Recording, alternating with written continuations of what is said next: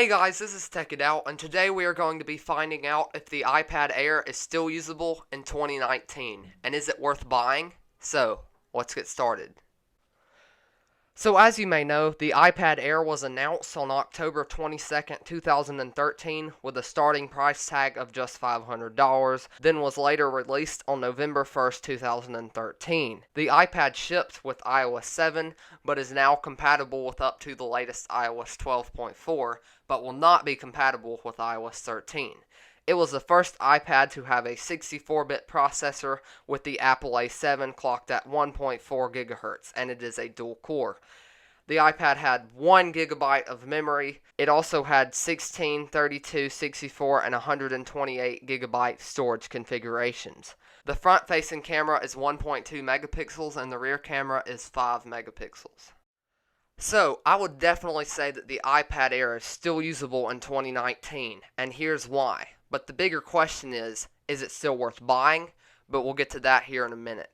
So, the first reason is, of course, Safari is still fully compatible with pretty much any web page you can think of. As you can see, Safari has loaded up pretty well here.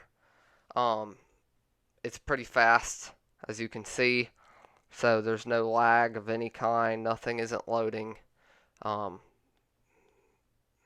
So as you can see, it is working really well so far. And I'll just try like one more website just to show you. We'll go to youtube.com if it doesn't bring me to the app. Okay, so as you can see, YouTube has loaded just fine. So as you can see, it does load YouTube just fine on Safari, so I'll just play a video here.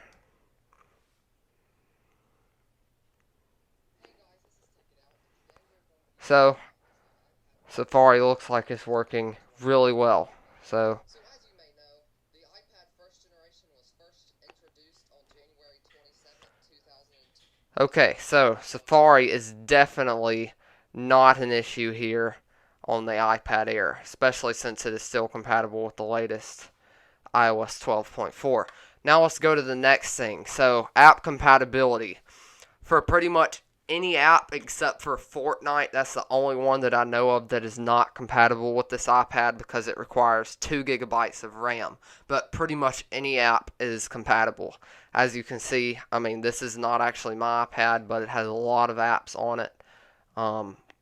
And we can get the latest updates of everything. For example, YouTube. It's not going to ask me to download an older version or anything like that. It will just download it, and it'll be really fast too.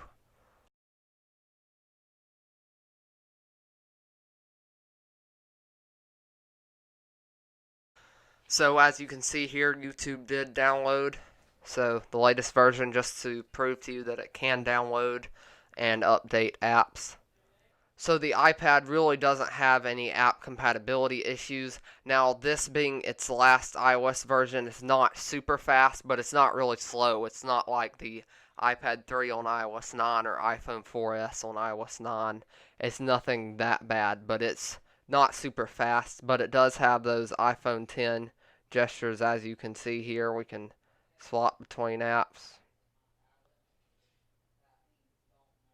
Well, I say that. You can always use the old gestures if the new ones don't want to work, which they don't always work. There we go. So as you can see there, they work there. So the iPhone 10 gestures do also work on this iPad. Okay, so now for the final question. Is the iPad Air still worth buying? Probably not, and here's why. The iPad Air goes for about $150 to $170 on eBay on average.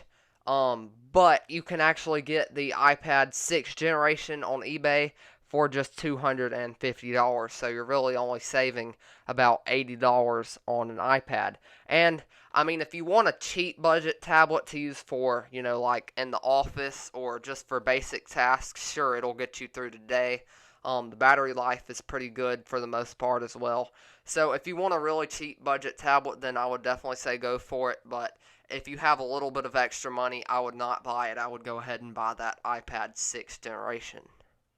So the iPad Air is still usable in 2019, but I'm not sure that I would go and buy it. So thank you for watching this video. If you enjoyed it, go ahead and hit that like button. And if you want to see more videos like these, hit that subscribe button. If you have any questions or comments, leave them down in the comments below, and I'll try to get to them as soon as I can. I'll catch you in the next video. Peace.